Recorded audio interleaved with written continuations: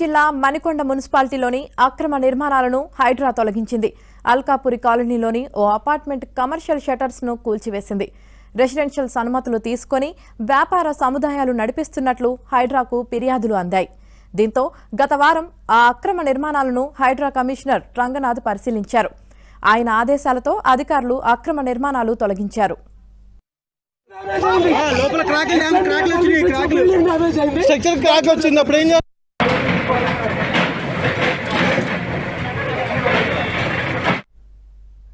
కూల్చివేతల సమయంలో పోలీసులు వ్యాపారస్తుల మధ్య తీవ్ర వాగ్వాదం జరిగింది.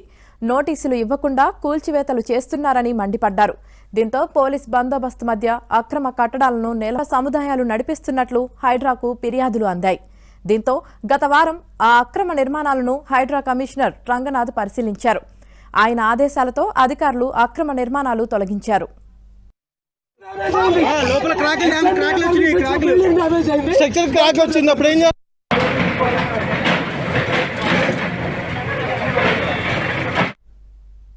కూల్చివేతల సమయంలో పోలీసులు వ్యాపారస్తుల మధ్య తీవ్ర వాగ్వాదం జరిగింది.